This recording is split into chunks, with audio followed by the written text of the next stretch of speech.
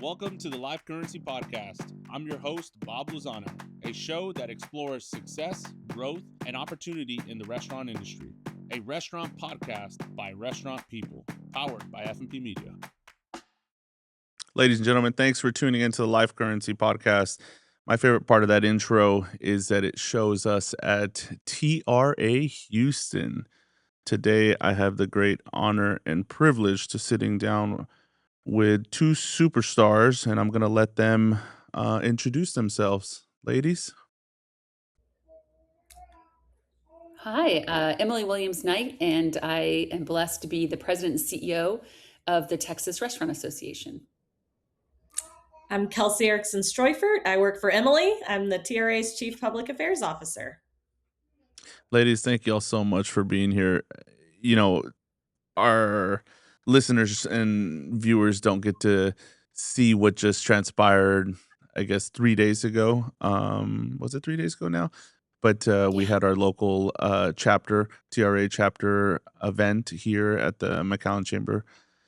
And I just want to say thank you on behalf of all of us as operators and restaurant owners. Y'all's work is so important to me and to our team. And y'all taking the time to sit down and talk with us today just means a lot. So I'll take this quick second to say, anybody listening in South Texas, if you haven't become a member of TRA, please look into it. I think it's very important. These ladies and many others do a lot of work on our behalf, and it directly impacts our bottom line and our pocket. And so we don't want to take that for granted. And maybe they'll correct me, but it helps you whether you pay or not. It impacts all of us, but that's more of a reason to become a member of TRA. And shout out to the Tocado Collective. They had some great food and drinks and beverages for us there as they hosted us here as the board members representing our area. So again, ladies, thank you all so much. Why don't we start? Let me start with a question since we're coming off of that intro, and then would love to hear a little bit about y'all's backstories. So TRA and membership fees. Sometimes that's always where people gravitate to. Where does my money go? hmm Yeah, I mean, I'll take a stab, and I think Kelsey leads all advocacy and comms for the TRA, and so I think she can even get into more detail. And having her alone, right, is part of the investment. But the way I like to think about it is that you get into the restaurant business because you want to serve great food. You're an entrepreneur who wants to build a business. You are into hospitality, you're into service, and you see a market need, and you want to build it. But what you don't often realize is all of the things that are going to get in your way or are going to be speed bumps, like tax implications, legislation that requires different labeling, legal issues, hourly wage issues, all the things that you actually either don't enjoy or frankly is not where you want to spend your time. All of those are so critically important. But what essentially you do is you say, me as a single unit operator or up to 100 units, I'm not going to do this on my own. I'm going to join an association where that association will bring all the voices together and make sure that the playing field from a legal and operations standpoint stays fair and I can grow my business. And so you're really joining a community where you have a leaders at the Texas Restaurant Association and a team that is all we do every day is make sure that bad things don't happen and good things do. That's our sole purpose. And so you're paying into that community a very small amount of money to make sure that when you run into trouble or before you even get into trouble, you have the right resources, the tools, and then the people fighting at the federal, state, and local level for advocacy. And so I like to say it's an insurance policy that you buy to make sure that all those things that can derail you are covered. And that's what we do every single day. I like Kelsey, to do you want say to add? it's an insurance policy that actually helps you before you get into trouble, right? We've all had those insurance policies where you pay for years and then when you have something happen, they're not there for you. We're the opposite of that. We stop the bad things before they even hit your business. As Emily said, it's all the advocacy work that we do at the federal level, the state level, the local level. I'm really blessed that that's my full-time job. And I can tell you there's a lot to manage, right? We have over 200 health departments across the state of Texas. We have a legislative session every other year where about 8 to 9,000 different bills get introduced, many of which impact our industry. And then in Washington D.C., they never stop up there, right? It's new immigration policies, it's new tax policies, it's new labor and employment laws. If you're running a restaurant, you simply don't have the time, the bandwidth, the expertise to keep up with all of that. And so let us do that for you. Let us be your shield. Let us be your sword. Let us be your voice, to make sure that, as Emily said, the good stuff happens and the bad stuff doesn't. So you can really focus on running your business. And then, of course, there's also all the stuff we do beyond advocacy, which I'm the worst person to talk about, but I'll just throw out, the ROI on investing in the TRA is, speaks for itself, right? So you get all the advocacy protection, but also we have dozens of products and services and discounts. Think about it like AAA, or um, you know, uh, AARP, I was Miami gonna say, Club. Emily talks about AARP, right? You get all the discounts, you get exclusive products and services, all the educational content. We do 1 or 2 webinars a month to help you stay on top of the latest trends and risks and compliance things. You get free entry to the Texas Restaurant Show as a restaurant or bar member, not only for you, but for your whole team who wants to come. So I promise you, the return on investment is something that we take very seriously, because we know almost all of you are running on very thin margins, and to invest in something like the TRA, you need to make sure it makes sense for your business. So that's a responsibility that we take really seriously, and we're proud of the results and think that they speak for themselves. Y'all should be, all while being a mom of little ones and also 20-year-olds and all of the above. So, really neat stuff, ladies. And love You'll hearing it. And I probably think it's hear important. You'll probably hear my little one in the background at some point. I've got a 13-month-old, so if you hear various noises, it's a true family operation here. So, Yeah, I was gonna say, well, we're talking about the restaurant business, and a lot of them are family businesses, so right. that's really neat. For perspective purposes, can you give a little bit of to the extent that you can, or I don't know what you would like to share, but the perspective on the economics of TRA and how much comes from local operators, franchisees, and then bigger brands, and also not just the economical breakdown, but the involvement. What are y'all seeing, and what is your network look like? I think it's a couple of things. I think that most importantly is you always think about when you join a community or an organization, right? Who's representing me at the highest levels? And so we're governed by a board of directors. I'm very proud of the board of directors because, to your point exactly, the industry is incredibly diverse and unique. And so the bylaws state that we have everyone from a single operator, from McAllen, Texas, all the way up to the very large brands like a Raising Cane's, et cetera.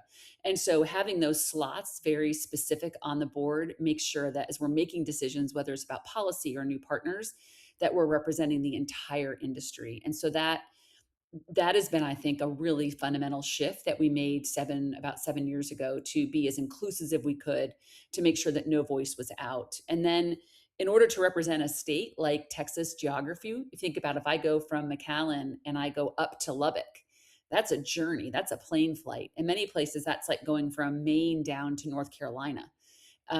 For us, what we do is we have 20 chapters, like the one in South Texas. We have 20 chapters that are local. They're run by boards like you are on, Bob, and others. And they really are our eyes and ears on the ground. They're working with the health department. They're working with the local TABC office. They're working with the city council and the mayor, even our elected officials from Austin. And so, we're funded really across the board. But what's interesting is about 70% of our members are independent restaurants.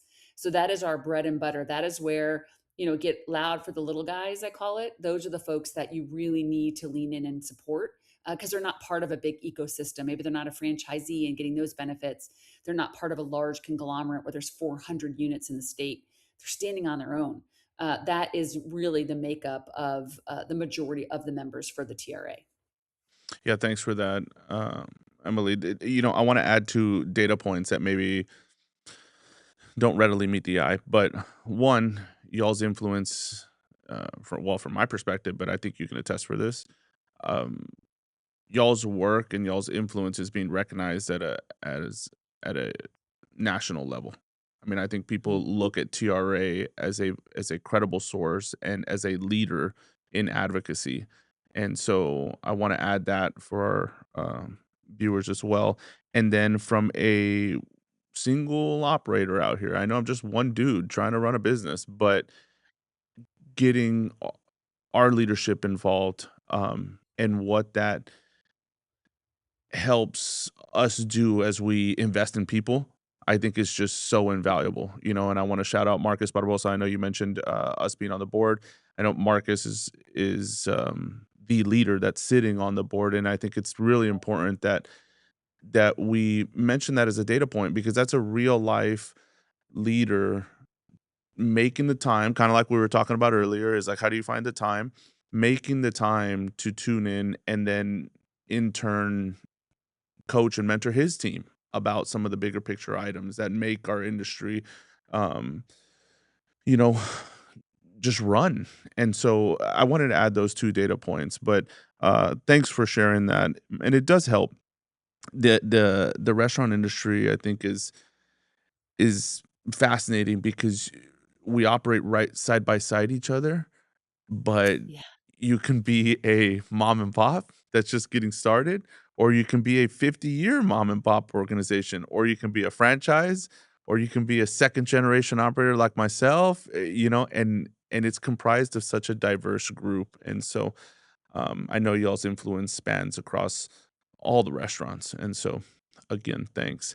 But let's add a little bit of perspective. So how did y'all get to TRA and some of your experience in the restaurant industry before TRA? Yeah, Kelsey, you wanna go first? Sure. So, Emily hired me, so thank you, Emily. But in Best thing all I seriousness, did. I try to keep it that way every day. Yeah, so my background is in public policy. I'm a lawyer technically by trade. I try not to advertise that too much. But I went to school here at UT Austin to get a government degree. I got the public policy bug very early on in my life, really knew that I wanted to make a difference and really leverage the government as a way to improve people's lives through public policy. And so I started interning in the governor's office. I think I was about 18, and really went back and forth between the Texas Capitol and UT Austin for many years because I ended up getting my law degree at UT Austin as well. And so I worked in the legislature and helped draft different laws and bring stakeholders together to find common ground. And then one of the legislators I was working for decided he was going to retire and move on to the next adventure in his life. And so I started talking to friends and family, as you do, to look for a new job. And one of my best friends, her father was then the chair of the Texas Restaurant Association Board of Directors. And he got my resume and sent it to Emily. Emily was looking for someone. She had really been on the job for about a year. And the rest was history, as they said. I met Emily for a drink and a snack, and we hit it off. And Mhm. it was just one of those conversations I left thinking, I don't know where this lady's going, but I want to go with her. Oh, Um, that's awesome. And I didn't as know I I at the joke, time either. yeah, as I joke, all my money goes to restaurants, so I might as well work for them.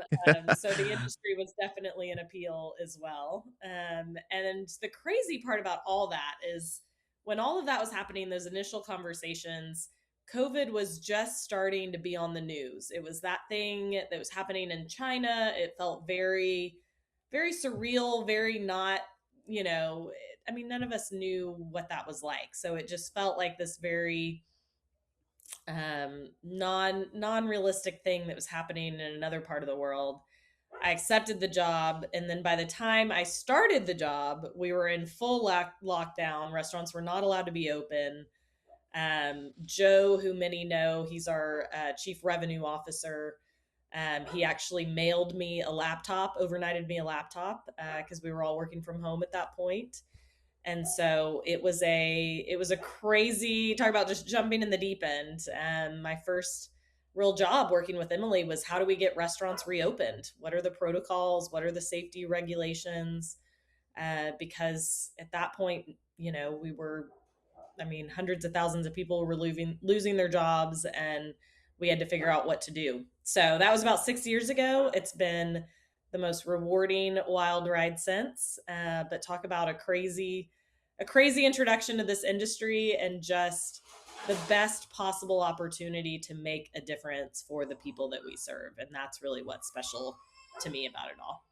Wow, well said, Kelsey. Fun fact: my brother-in-law was his mom's a fantastic attorney down here in South Texas, and he was probably a couple years away from becoming partner at a firm, very reputable firm down here, and he jumped ship to sell ice cream. And I said, "Oh my goodness!" So, yeah, my brother-in-law David Lozano, he also went to UT Austin, and now is part of the F&P leadership. And so we're Wow. really we're really grateful to work with him and folks like yourself. That I joke, I have bad jokes, ladies. I'm sorry. Let me apologize ahead of time. But I'm like, You got hired, and he's like the quickly the most educated person on the team." So I'm like, okay, but hey, we need that, right? So, Miss Emily, Pizza Hut, Marriott, now leading Restaurant Association. How does all that tie? Yeah, I think, and I'll put a little pin in what Kelsey said, and it struck me as she was speaking that we're recording this on the 6 years ago today is when the order came out to shut all restaurants in Texas. And by tomorrow morning, the 20th, about 35% of restaurants could operate. And so, kind of where we met, I think, is a culmination of, I decided in third grade I was going into hospitality. I have the DVD series sitting above my desk. There was a show called Hotel. I was raised in an enlisted military family living on a base. Things are every car is the same, every house is the same, every parent makes the same amount of money. And I always dreamed there was something bigger in that show. Hotel with Connie Selica came out, and I would stay up on 1 night a week and get to watch it. And I just dreamed of taking care of people in that hotel environment. And so I had a family that was very supportive. Nobody knew what hospitality meant. And I went off to college and married my high school sweetheart, who happened to be a military officer, because you tend to stay in military life because it's just what you do. And so we were transferred to Key West, Florida, and then not a lot of options when you're coming out of Boston University to go to Key West, Florida. But started at Pizza Hut, the year of the stuffed crust, brutal work, very humbling. And then went to Marriott, and then sort of transitioned into higher ed and spent about 15 years. And my journey, I think, to TRA was an interesting one. I could never have seen this happening. I mean, I really truly believe that in my heart that God knew a storm was coming. We didn't know what it was. And he placed me here because he knew, I like to help people. I mean, I get emotional talking, like, I just want to make a difference. And as older I got, it felt like my years of educating young students and of traveling the world and trying to be a good ambassador, it sort of culminated in the role at the TRA. I got a phone call from someone who said, "This job is going to be open." I said, "No, thank you." I knew that it probably wasn't for me. Didn't have a strong background in politics. Had lobbied some in Illinois, but didn't never met anybody in politics here. And it just, I don't know why it happened. It has to be God's hand. And literally within 6 months, the storm hit, and it was the perfect time for me to put a team together that cared deeply, that still care really deeply today. I don't think you can be in these jobs unless you care. You have to work endless hours. You have to fight for things that are hard. And I think for me, I don't know. Like I told Kelsey, like I imagined retiring in a couple of years, and now I'm like, well, I think I could probably do a couple more.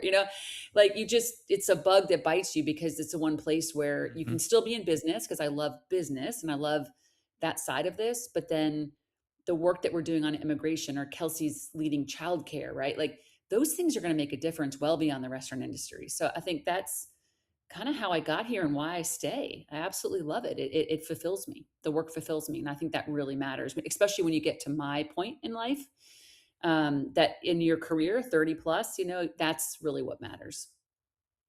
Wow, ladies, I've had the privilege to meeting y'all in person and listen to y'all speak, but even on the Life Currency podcast, your passion just shines right through, and I think you have to have that right to do the work that y'all do because it's not easy, and so that's just really really neat.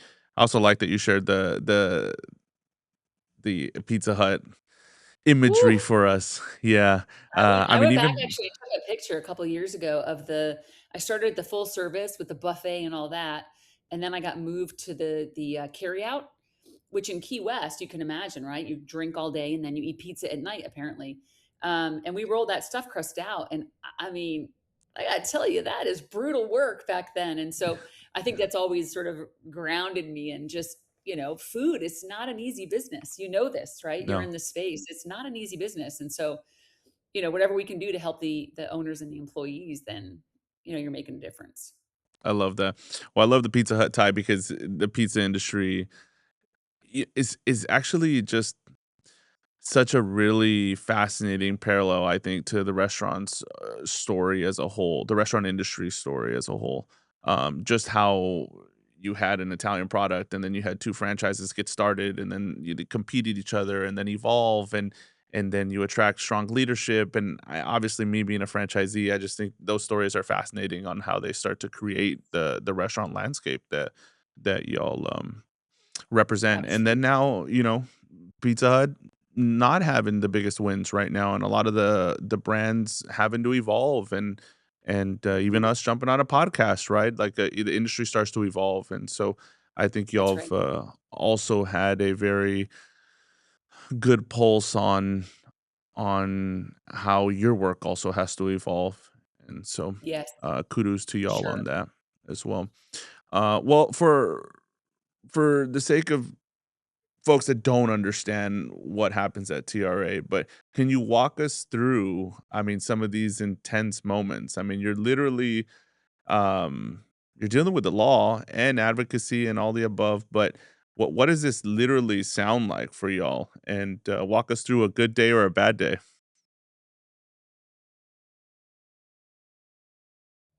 This is her every day, in fairness. Every day is so different. It's probably much like the restaurant industry, right? Every day brings a new challenge. Just like you have customers who range from being so gracious and kind and come back time after time to sometimes you've got a guest who's maybe a little more difficult and complains. It's kind of like that in my world, dealing with lawmakers and legislative staff. Trying to think of a couple examples. I mean, one example that always comes to mind is really Emily's story, but I'll share a little bit of it. But during the COVID-19 pandemic, we all remember the rules were constantly changing in terms of what percentage occupancy you could have and how far your tables had to be spaced and those kinds of things. And so we were negotiating with the governor's office directly on trying to get booths reopened, right? For a long time, you couldn't seat people in booths because you couldn't space them according to the rules. And so we had been in COVID for a while, things were starting to get better. And so Emily told the governor's office, we really need to get booths reopened because for some of our restaurants, that is a huge part of their footprint. And so they can't, serve as many guests because of those booths. And so we were negotiating, I kid you not, how high the booth partitions needed to be. People stuck them on top of their booths. And so it was, do they need to be 6 inches or 8 inches or 12 inches? Can you use a shower curtain? Like, this was the level of detail that we were negotiating. And poor Emily at the time, her dog had gotten bit by a rattlesnake. And so she was in the parking lot at the vet dealing with her, making sure her dog would be okay. Her twin girls were crying and upset while she was negotiating how high the booth partition needed to be and if it could be a shower curtain. And I love that story because it really encapsulates who we are, how we do what we do. Like it's not always fancy or it's just there's a humility to it, right? We've got to get the job done. We're balancing family and life that all happens at the same time. or not bad. We like to say work life blending because there's no real Right. balancing. It's just sort of preventing the balls from falling. But that's an example of, just getting the work done, and it's not glamorous, and you don't go into this world thinking I'm going to make a difference by, getting booths reopened. But let me tell you, it made a huge difference to those operators and their ability to stay open and serve guests and keep people on payroll. So that's one example. I guess a non-COVID example, just in the past week, I've flown to DC. We met with 18 different congressional offices, everyone from far right conservatives to far left Democrats. We talked about immigration reform, credit card swipe fees, and the USMCA, which is our trade agreement that allows us to bring in food and beverage products tariff free from Mexico or Canada. So that was kind of mid last week. And then drove to McAllen and got to meet with y'all and have that town hall with two of our lawmakers down in McAllen. Then drove to Corpus Christi, did it again with two new lawmakers, came back. And then Friday we go to Waco for Pro Start. So that's just an example of every day's different. There are so many different issues that impact restaurants. And so that really keeps it fun and exciting and gives us lots of opportunity to make an impact, which is what we love at the end of the day. Yeah, and Bob, Yeah, I'm just gonna jump in real quick just because I think please. it's always so important for, like, people to hear, right? All that's going on, and Kelsey and we're kinda traveling, and Kelsey's managing this. And in the meantime, people are wondering, do you round up or round down on the penny? One of our 200 plus counties has decided they're not going to allow drive-throughs anymore. Grease traps are being changed in Houston. There's a water crisis in McAllen. So you sort of have your priorities every day, but you can imagine with 58,000 restaurants in 254 counties, every single day there is a crisis somewhere. And so I think it's the ability, the amount of information that we manage at the association and then feed back out to the members. We strip out all the things you don't need to know and all the important things you do. It's endless value, right? But for us, there's days where we both look at each other like, what the hell else? Right? Like, what else is going to come at us? But that's our job. That's what we signed up to do. Yeah. Yeah, it's a big shoes to fill for sure. What Shifting gears here a little bit, and y'all have kind of alluded to it a little bit already, but where do you see the industry today, and what are the biggest struggles? And I know coming off of our local event, we have a good grasp, but for our viewers, where's your focus today? Yeah, I think I'll answer it in two ways. One is where is the industry today? I would say, had you asked me this maybe 3 weeks ago, I would have had a little bit of a different answer because I think we started the year in a pretty good position.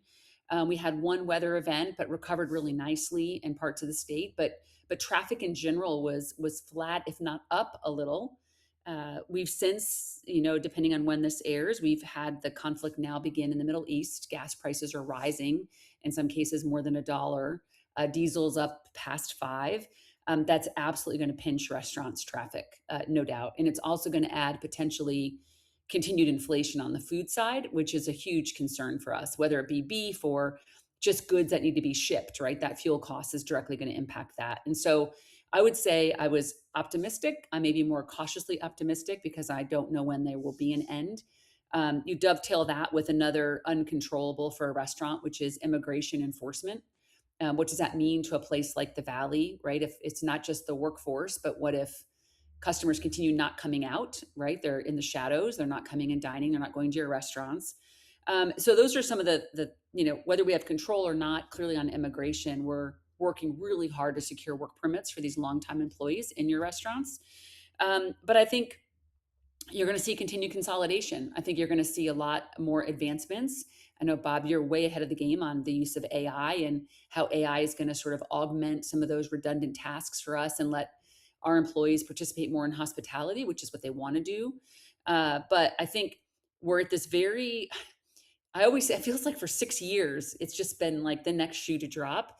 I think this is a pivotal moment where you're going to see restaurants kind of go into two different buckets. You're going to go into that efficiency, high value, speed, that was worth it, quick, almost fast food, limited service, but execute flawlessly.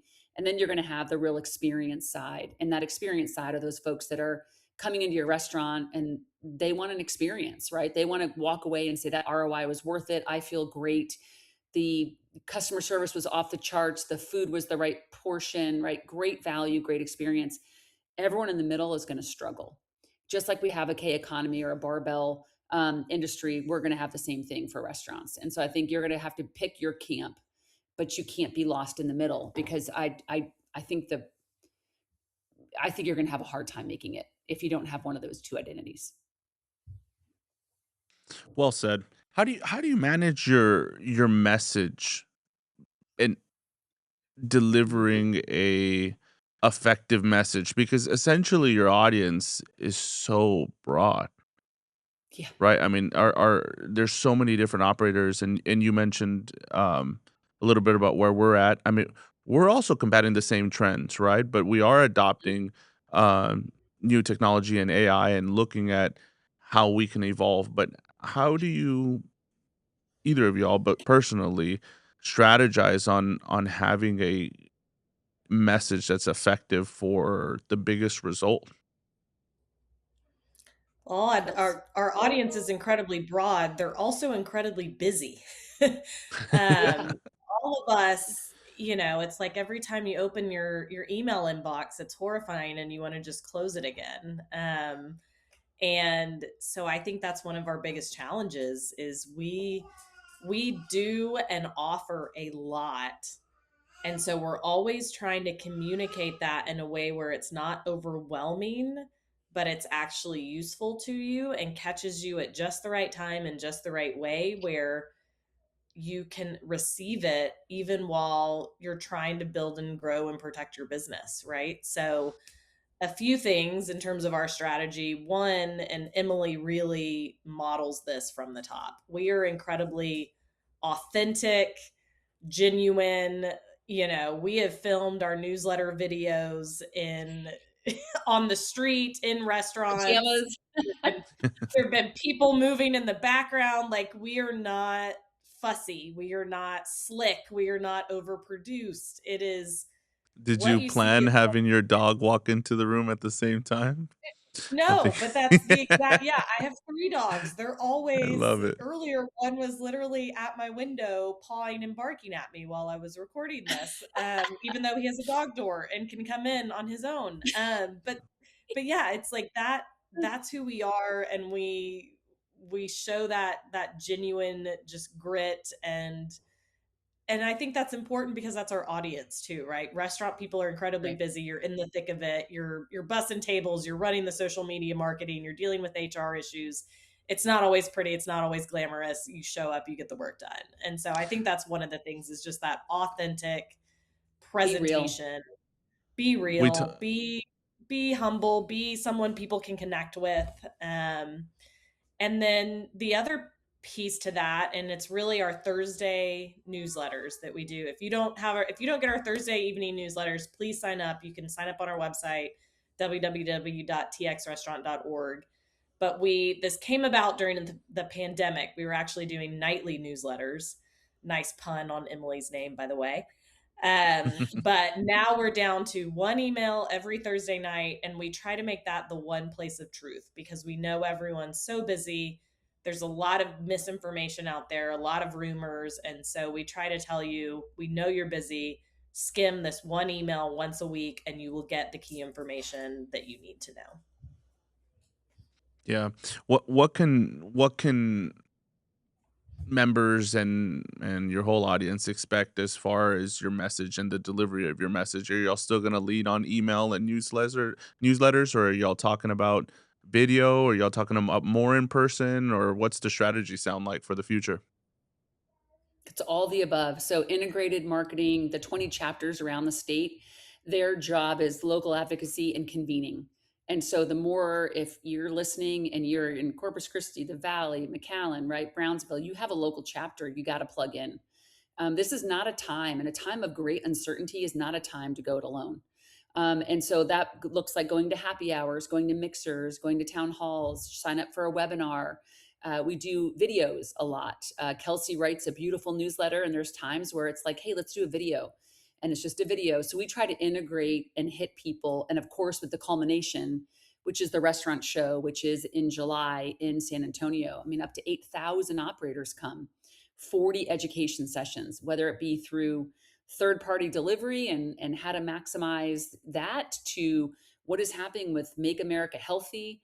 What are you doing about tariffs? How are you optimizing your website? Right. I mean, this is not, in so many cases, we hear a restaurant close and then we get a call from maybe a news reporter saying, "Do you want to make a comment about so and so's restaurant closing?" It's like, well, they weren't a member. They never reached out for help. They went it alone. And guess what? That they didn't make it. And boy, that is so crazy when you can plug into a group and into a community that can give you that insurance policy to help you along the way. I think there's, it's funny because I have this mug here today. I mean, you see it, but it's humble warrior. And it's sort Mm. of like that's sort of how I view us, right? But it's like if you don't ask for help or think that you have all the answers as fast as the world is moving, you're going to be really challenged. I mean, that humility is so important for operators. And then plug in where, go use the member resources. You're having an immigration issue, go to the member center, pull down all the tools for your employees. You're not sure if you're going to take all the tax benefits from the big, beautiful bill. Go to our tax center. We have a tax partner. And so I think it's just taking that 15 minutes and seeing what's available and then meeting us where we can meet you, because so much of our content comes in lots of varieties, lots of shapes and sizes.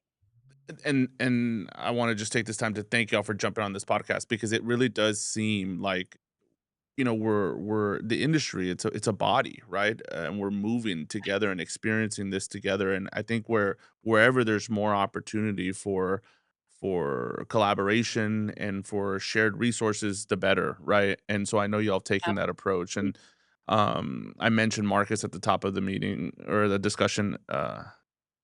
That's how you know I'm new at podcast. I call these meetings, but at the top of the podcast, that investing our time into these resources creates a real return.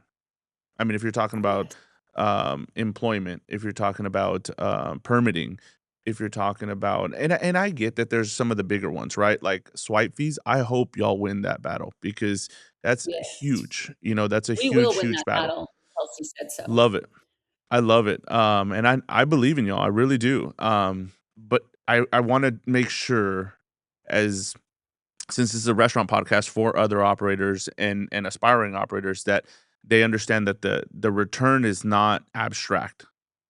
It's Correct. tangible resources that you can apply in your business today, and that you can save dollars or speed up processes, or just be more knowledgeable about how you're approaching your business.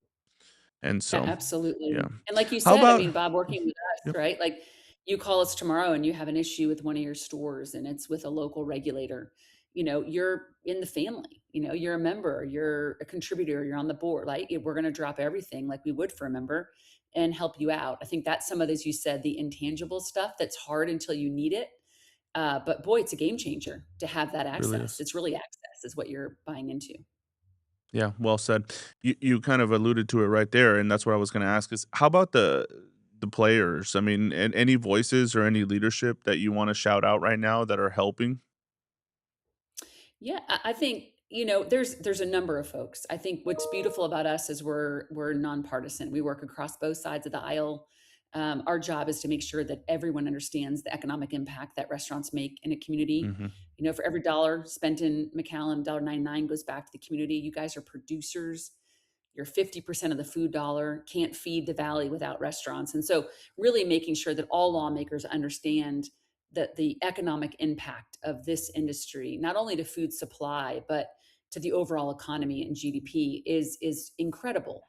I think it's people like you, it's people like Del Delgado's, it's people like Marcus, it's the folks that are stepping up and representing their communities. Because when we go and sit down and talk about an issue with the legislature, they'd much rather hear from Bob, the business owner, that can explain the direct impact, let's say, on your Dairy Queen, units. That is so much more meaningful than Emily or Kelsey doing it. And so, you know, you cannot underestimate the restaurant operators like yourself that are investing in the association, the difference that you are making for restaurants, not only where you are, but across the state. And I think we're really lucky in Texas on the political side. I think we've got great relationships. We've been able to educate session after session about the value of restaurants. But every 2 years we have an election. So every year, I guess, we're just turning people over. So it's a constant. Kelsey can probably jump in on that side, but I think she would say that she's done an incredible job getting lawmakers to understand just how important you all are. It Well, and you know, I'll add too, the event we had in McAllen was such a great, beautiful example of that, right? Because we had Senator Adam Hinojosa, Senator Chuy Hinojosa. Adam is a Republican. He just finished his very first session. Chuy Hinojosa is a Democrat. He's one of the most tenured lawmakers we have. They both came to the event. They both were taking pictures together, making jokes with each other. But that's what we want, right? As Emily said, restaurants are nonpartisan. We have friends everywhere. I don't care what your political beliefs are. There is a everyone has to restaurant. eat. Yes, That's everyone it. has to eat, and there's a restaurant that you love, right? There's a place that you proposed to your wife or celebrated a birthday, or I mean, there's just a special place in all of our hearts for restaurants. And so we lean into that and we use that to make friends and to make sure that people understand the value our industry plays, both in terms of the economy, but also in terms of the heart and the culture and just why we love being Texans, right? Because that's valuable too. As we should, it's funny how social media is impacting the whole industry, but so a couple months ago, I started, telling stories on social media, right, about business or about things that are going on, and I take the time I call it a lunch break, I take the time to eat some of our new product that's coming out, right? So, I'm privy to some of the new and exciting, so that I get to Cool. try that first. So, I try some of the new exciting Dairy Queen or Schlotzsky's or Cinnabon product, and, on one of the videos, and this is not a knock to McDonald's or anything, but somebody commented, "Oh, I'm glad to see a CEO eating his product," right? And I thought that was so funny because there was this huge, ordeal, I'm sure Ooh. y'all saw it about yeah, right, Oh, yeah. crazy, and the reason I bring that up is because y'all touched on a lot of points that I think are so important, and they're it's kind of like, it doesn't you don't just see it, and we can't take it for granted, but relatability, y'all talked a lot about being genuine and organic, etcetera. We talk about relatability a lot, um, genuine leadership, and memories and experiences like you were just talking about, Kelsey, and I just think that that is the true fabric of restaurants. I get people get into this business, for just the money, right? But they also sometimes don't make it. You have to really be a part of the community and care about your guests, and in this case, TRA cares about operators and restaurateurs, and so that really does shine through a lot, in y'all's work, and so I also wanna take this time that it takes that passion that y'all are describing and that resilient effort, but I wanna paint a picture just really quick because this is one, the restaurant industry is not that old, and franchising is not that old. We talk about it, right? It's like 80 years, whatever, plus. But in everyone's personal journey, I think it's important that we share stories like what I'm about to share, but trying to be transparent is I think I told y'all at the meeting, it wasn't too long ago before I was a business owner that I was dining at, Larry and Jessica's restaurants, right?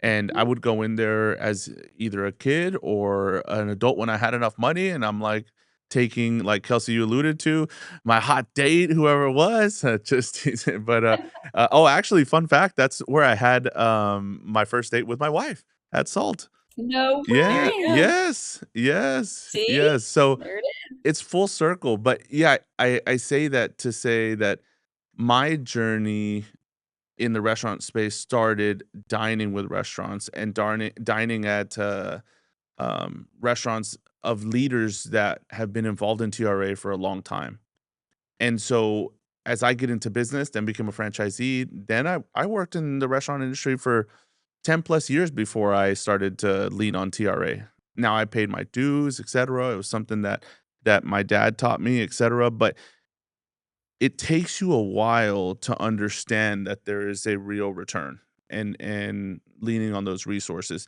And so my main message is one, thank you, but two, don't underestimate the power of TRA's work because it really does make an impact. And don't underestimate or take for granted leadership like Chef Larry and Jessica that are helping the next generation tap into those resources and into these rooms and these circles. And so hopefully that's helpful for anybody that's watching this to get involved and be passionate. And so I love y'all's message, ladies. With that being said, let's go ahead and switch to, well, actually, let's take a quick break. Y'all can check out this video on Pillar Mindset. Pillar Mindset, ladies, is a YouTube channel where we break down a lot of our business cases and a lot of our perspectives on industry topics and share what we think about it. So we'll switch to that, and we'll be right back with you. This is the real talk on what's working, what's failing, and what it takes to win in the restaurant industry. Welcome to Pillar Mindset. Thank you for watching the Live Currency Podcast. If you're enjoying this episode and want to learn more about what we're talking about here, tune into our other channel, Pillar Mindset. On Pillar Mindset, we're breaking down the data, the strategies, and the real-life wins and losses at F&P Group. This is where we will really deep dive into what we're talking about here. Thanks for watching Live Currency Podcast. Like, comment, and subscribe. Thanks for tuning into the Life Currency Podcast. We're sitting down with the leaders that are moving the Texas Restaurant Association forward, Miss Emily and Miss Kelsey. Thanks again, ladies. Man, we've touched on a lot of different topics, and I hope I'm not skimming through some of these because I want to go into so many different directions. Y'all's work is it's a big workload. You have huge agenda items and then small agenda items, right? That still make a difference. Um, let's talk about stabilizing the workforce. Because I know Channel 4 stopped and asked me a few questions about, hey, how has this impacted you? And do you have shortages, et cetera? I shared my personal experience. And I think it's important that people understand that I'm a franchisee, will be in the independent space, but at the same time, franchisees, like you alluded to, Emily, have different resources. Um, but I answered those questions as truthfully as possible, and my biggest message was the work on stabilizing our workforce is important. Get here and learn and see how it applies to you as a restaurateur. So whether it's immigration or um, a few other topics, what can we expect on labor shortages and looking towards the future when it comes to our workforce? Yeah, Kelsey, you want to talk about childcare as Yeah. well? Yeah, that's a big one. Yes. I was going to start with immigration. I'll say, you know, we have not had any significant immigration reform since President Reagan was in the White House. And most of us can't really even remember that time because it was so long ago. Um, Many of us, I shouldn't say most, many of us. And there's a reason for that. It is a really emotionally strung topic. There's a lot of fear that has kind of built into that on a lot of sides. It's a hard issue to tackle in terms of public policy.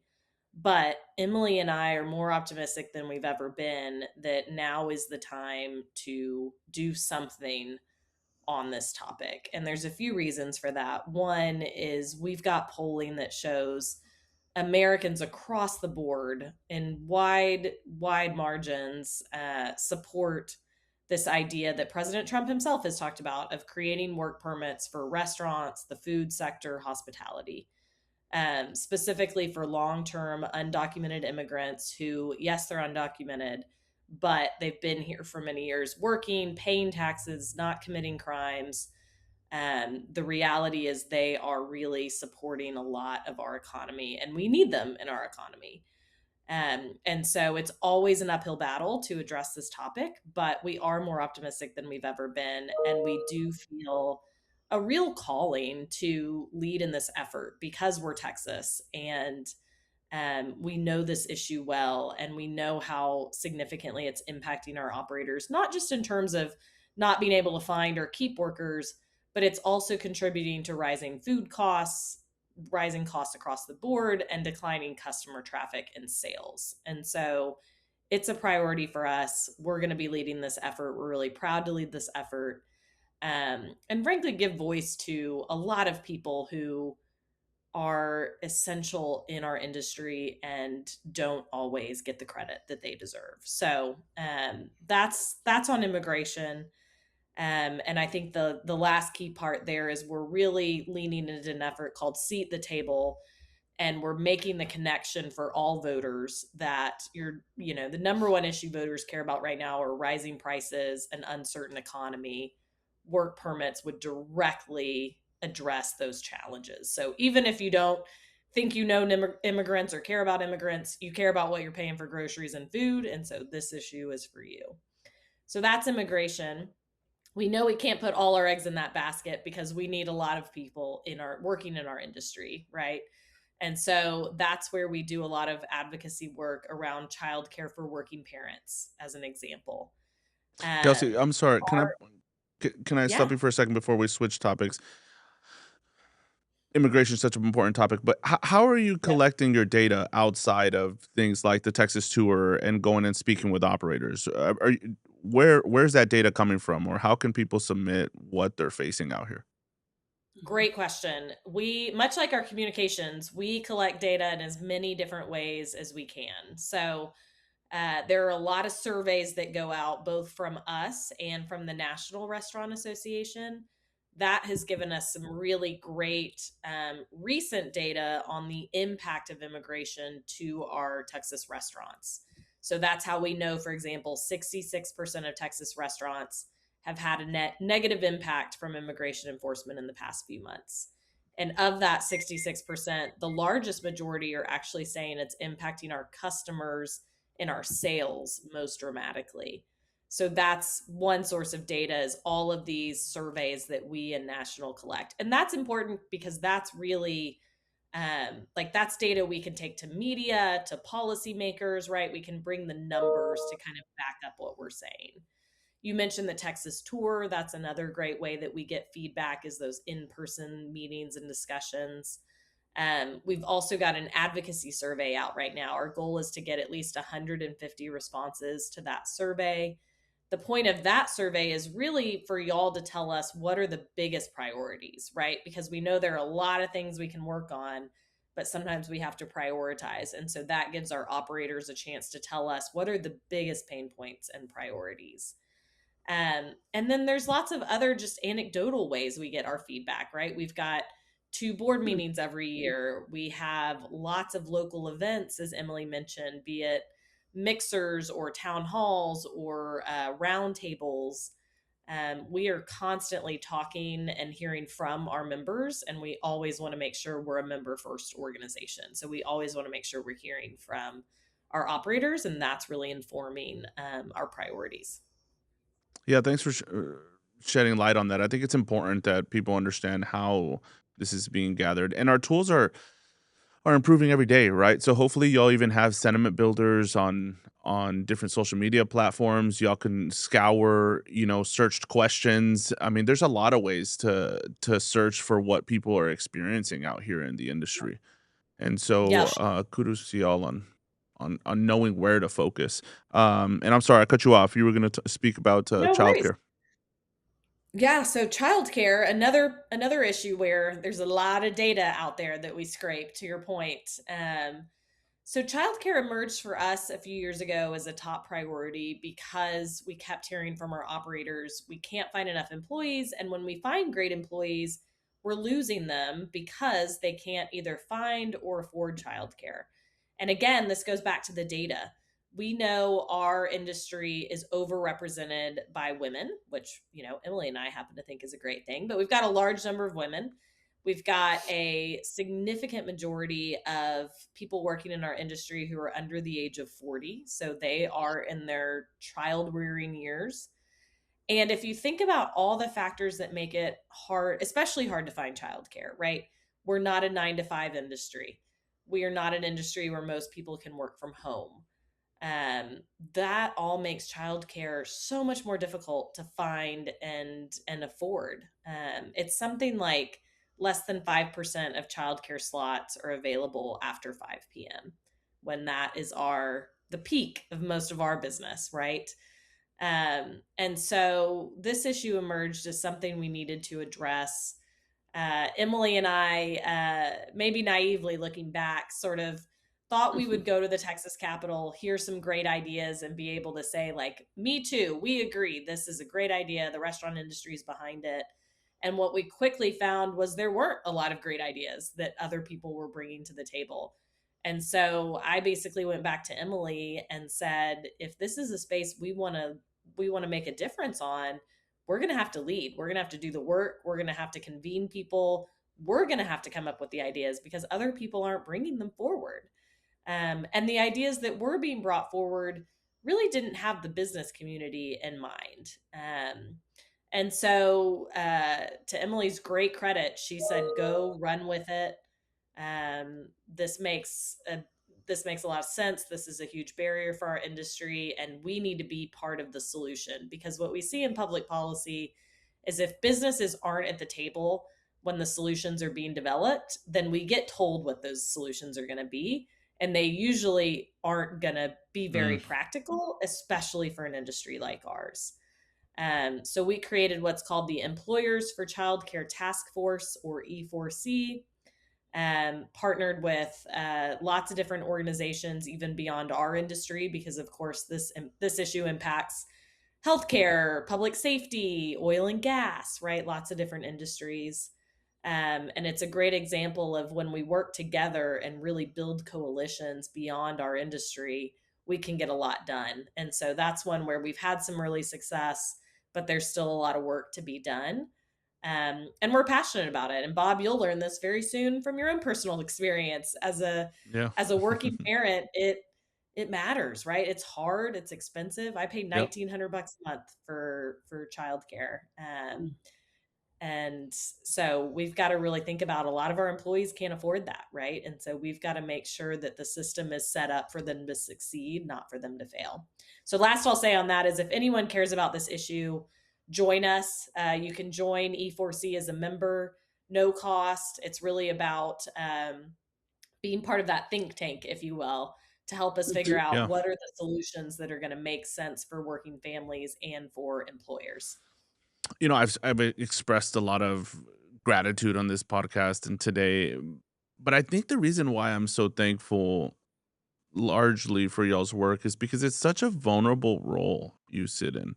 Like, not only do you have to raise awareness for these issues, but you have to provide solutions, and then you have to go translate that into black and white law and then try to implement it and hope it works and hope it all is all good, right?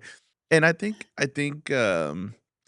we need to also understand that we don't always get it right, and that's part of our business. Is like we need to think and work on things together. And so that's why I think at least that here at F&P we're getting ourselves more and more involved every day, because not because we feel we have the solutions or anything, but because we want to be part of the solution. We want to do our part, whether it's just tiny part, because it's so easy to, and this is kind of my personal thoughts, but it's so easy just to raise quote unquote awareness, but where's the solution? Where's the substance that comes right behind that, right?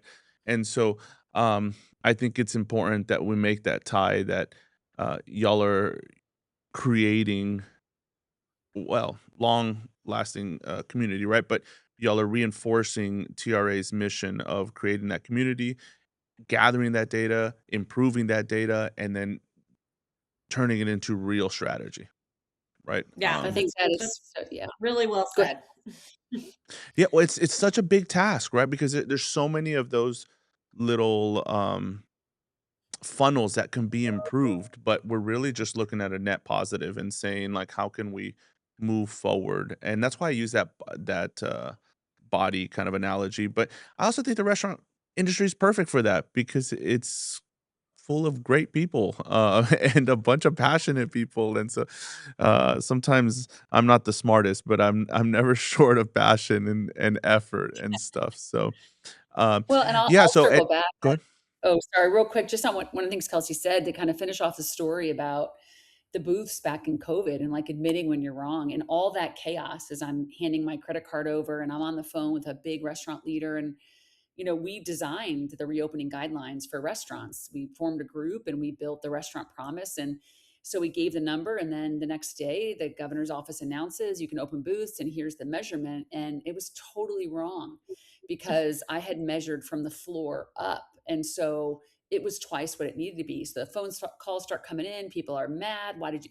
Oh, whoops, mistake. Sorry. We're going to go back and fix that. It's the same in law. I mean, Kelsey will tell you that we'll pass a Yep. great bill. And then as it gets implemented, you may find ways that you needed to actually, adjust it, go back and say, hey, there's an unintended consequence here. Let's fix this. And so when it's done, it's still not even done. You're constantly Correct. having Yeah. to, the true application to business, as Kelsey mentioned, is that is iteration that's happening even once the law is passed. And so it just Yeah. never ends.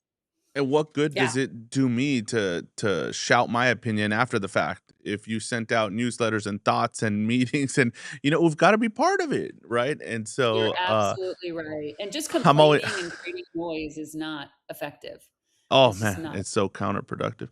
Um, but it does give people that sense of involvement, or it gives them a sense of a false sense of success, I think sometimes. It's like when they share their opinion or shout it, it's like, "Hey, opinions are only here for the people that are helping solve it," right? And so, Right. I don't That's know, I guess exactly that's right. my personal take on it. I wanna go back to childcare. So, what is there anything that has I mean, what are the initial plans? Like, what does it sound like? Or is it too early? Yeah. Yeah, so we got a bunch of bills passed in this most recent legislative session. A couple examples. One, we tasked the Texas Workforce Commission with creating a new free website with resources specifically for employers. Because what we found is employees will come to their supervisor, their manager, and say, "Hey, I need help with childcare." And an employer, unless you've been a parent recently, you don't know, right? You're running a restaurant, not a childcare department. And so you don't know what resources are out there. You don't know how to help. And so this is going to be a free website with lots of resources, a one stop shop. We actually saw a mock up of it a month or so ago. And so, to Emily's point, the work continues after the bill passes. We're still part of that process to make sure it's as helpful as it can possibly be. So that's an example of sort of an immediate thing we were able to create. The other piece of childcare is really the whole system, the whole model is pretty broken. And so one of the things we asked the legislature to do was to set up a couple of different task force and commissions to really spend a year taking a deep dive into the whole industry. How does Texas regulate childcare? Spoiler alert, it's a mess. We basically have four different state agencies that all have a piece of it. And so, much like a restaurant, when you're regulated by the city, the county, the state, the feds, everyone tells you something different. You're trying to figure out what are the rules here. It's a very similar situation for childcare. And so, we've actually got a couple groups. One, the governor created a task force on early childhood that is really looking at what I would say is like the future, like if we were designing this system from scratch, how would we regulate and oversee childcare in Texas? That's really exciting. That work is happening right now, and we're bringing employer voices to that table. The second is what's called the Quad Agency Commission. And I would say that body is looking at, until we get to that perfect, I shouldn't say perfect, but until we get to that grand redesign, how the system should look, what can we fix right now to make sure that all these different agencies don't have conflicting rules? They're not adding to the cost.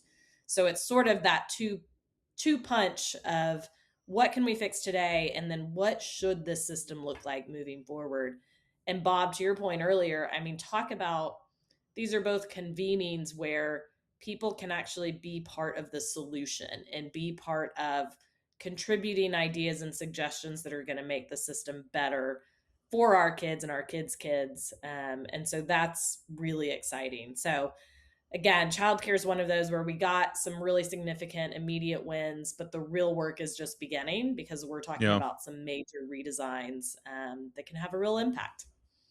Yeah, so let's go back to that website because sounds good, but and I wanna be sensitive to it's just starting, so I get it. But I think you mentioned something, a lot of it geared towards employers, which is important. I'm an employer.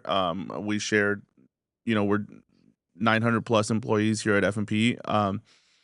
My job, and I take it seriously, is to think of how can I position the company to be able to evolve with the issues that we're experiencing, right? And what I mean Yep. by that is how can I gain either the knowledge or the capital to provide solutions for our team and for our team to be ultimately happy, right? I believe happy people are productive people, and you're not going to be happy if you have a ton of issues at home, right? But Hmm. I don't Hmm. have the answers. I'm just one dude out here trying to figure it out. So, what is the you mentioned employers? What is it literally like proposed benefits or what other people are doing or yeah, what can you expand on that? Yes and yes. Yes. So the idea is if you have an employee come to you and says, "Hey, I really need some help affording childcare." And you're like, "Great, want to help. I have no idea where to start." Right? Now you've got that place to start. And so the idea is to give you templates, best practices. One great example is in one of the recent federal laws that passed, the government actually expanded a tax credit that businesses can take advantage of if they offer some kind of childcare benefit to essentially help you as the Yeah, that's business great. offset some of that cost. You Mhm. probably Yep. had no idea that that exists, right? Because why would you? Now you can go to this website, learn about things like that, and you can decide maybe it works for your business, maybe it doesn't, but at least now you have a place to start, you have a sense of the universe of possibilities instead of spending a bunch of time online googling trying to figure out what's real, what's not, where can you even start, right? Yeah, I'm not in y'all's shoes, and so I'm looking at it from my one operator perspective. But man, people are so quick to judge, and people are so quick to judge about the restaurant industry and hourly wage and what it does for people. Life Currency podcast, everything we're doing here was built off, and I'll just tell you really quick, and I'm sorry, I get animated because I'm passionate about this topic, but my dad created Life Currency and started something called Life Currency because he understood that we're never going to be able to pay people enough in our business. It's intended to be part-time or a chapter in someone's life. If you make a career out of the restaurant industry, great, we love it. Keep moving up or out. But the hourly wage position, it's a stepping stone for a lot of people. But during that time, to be able to strengthen and to create happiness levels, I think um we have to find ways to add more value to people's life besides just their pay. And so he created something called life currency and he kind of coins it and just says, I'm gonna tell this individual to, I mean, it first started with hygiene, and it first started with, tucking your shirt, and it was ways that you could help people, um, I guess, just, help them in their professional or in their personal life, right? And so I think a lot of what y'all are doing, is providing life currency in a different way, but it's being that advocate and that vehicle for addressing these challenges, and the reason I guess, a little passionate about it is because say you do propose a solution. Well, then here quickly comes the judgment about, oh, you're trying to keep people away from their child or you're trying to do, folks, this is the reality we live in. And also some people love working, some people don't work. This is Yep. we have to, in my opinion, we have to have a problem solving perspective. Yes. And so I don't know. Kudos to y'all. I don't know where to land. I'm gonna stay. I have a bunch more questions, but I've taken up a lot of y'all's time today. Um, I'm gonna stay close to it. Just as having this conversation, it makes my mind real and say, yeah, what else could we do around this real problem and Mhm. Yep. and around this Well, real issue? and part of our job, to your point about it's so easy to judge and criticize, right? Part of our job is to say, what are all the possibilities? Because our industry is so big and diverse, it's not a one size fits all. You know, Correct. if we're pushing a one size fits all solution, we've missed it. We've missed the boat. It's not going to work for a ton of people. And so I love what you said about, a lot of people in our industry are here. It's a stepping stone. It's not their career. It's a part-time job. Like, I think Emily and I both believe really strongly in treating people with dignity and respect, and that is someone's choice, and that's okay, right? We don't need to all be on this high horse of your job needs to look like this or your childcare needs to look like this. Let's create more opportunity for people and then trust and respect people enough to pick the route that works for them and their Yeah. families. Well, I think That's that's why it's exactly right. important, Emily, you shared at the top of the pod a little bit of what the data looks like.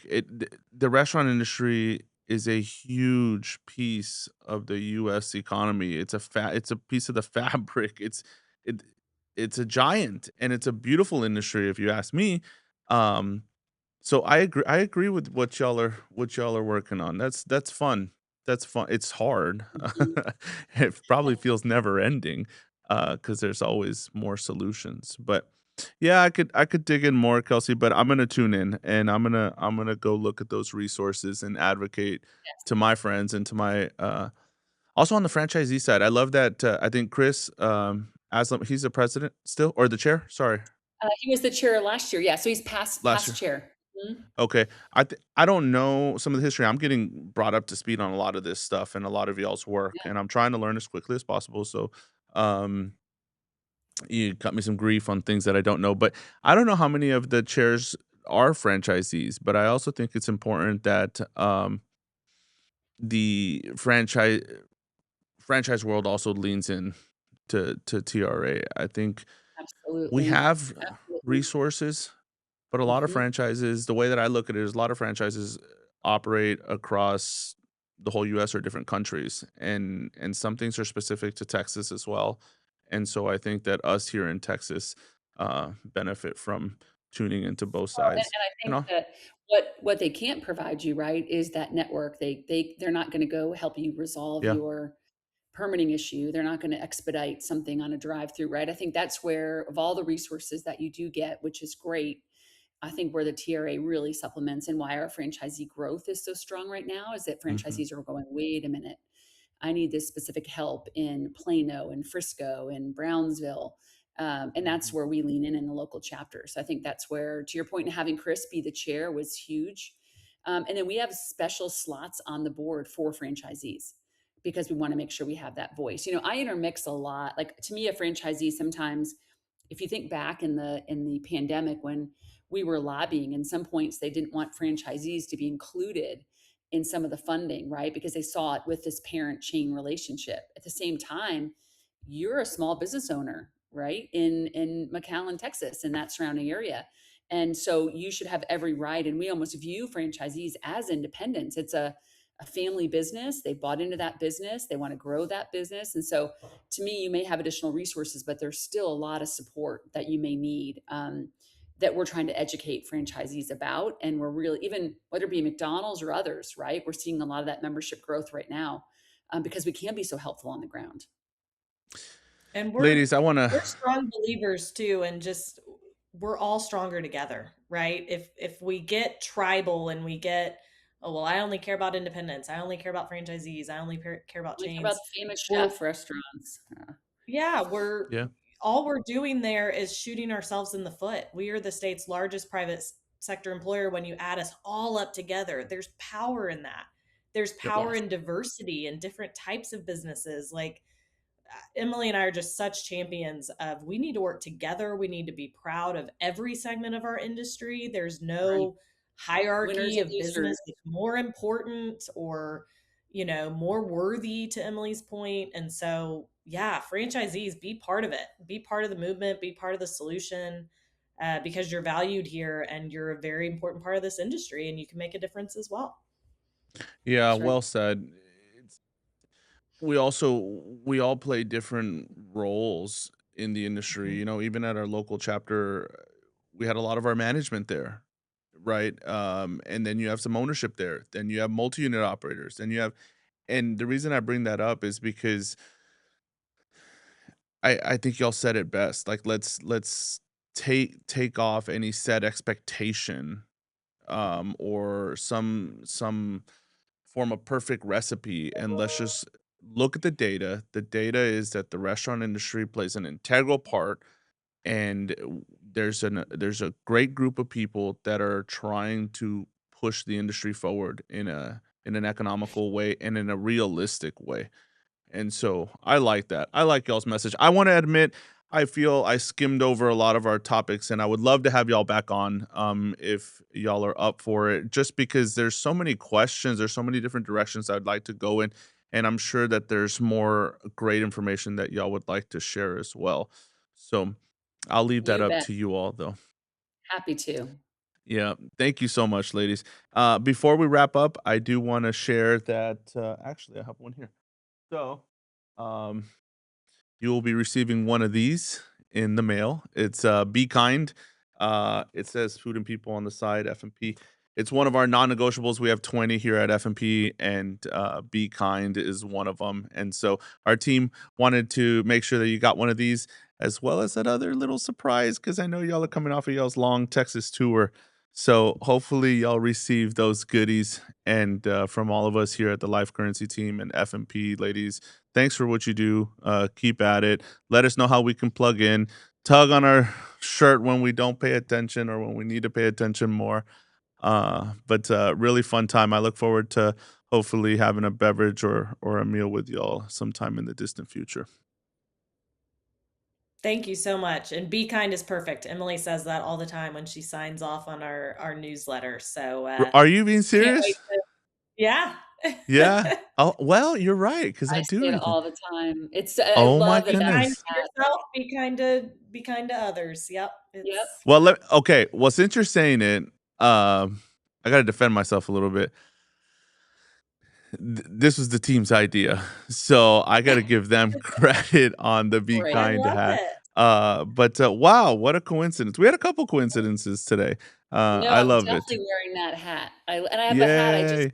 found, my other I love the concept of grit. Like, I just think you have to Yeah. have grit in life, and so the Texas A&M women's volleyball team stunned the world and won the national championship this year, I guess in the fall, and their theme was grit. And so I happened to be in at A&M, I don't know, a month or two ago, shopping in the bookstore, and there was, of course, 50% off sale. So I run over, and they have a hat, and it just says grit in maroon letters, and I'm Oh, I like, love it. meant to be. So Yeah, yep. I love it. Well, you can find more of these at foodandpeople.com, but most importantly, wanted to be sure that y'all got some goodies for taking the time to support the Life Currency podcast. It means a whole lot. And so before we cut off, any last comments? I'll give you all the floor. Yeah, I would just say thank you. I think it's moments like this, especially I know Kelsey and I are energized when we get to visit with owner operators and what you're trying to do to educate folks in the area, right? For operators to have the tools, the resources. We're always up for conversations like this. I think, as Kelsey alluded to, there's so much information coming at you so fast that if we can help break down some of it and give people a little more sense of stability and certainty in a very uncertain world, then there's great value. And so join the association, join the community. You can't expect everyone else like Bob and others to carry the water. You got to put your voice in, and for pennies on the dollar, it's the best investment you could make.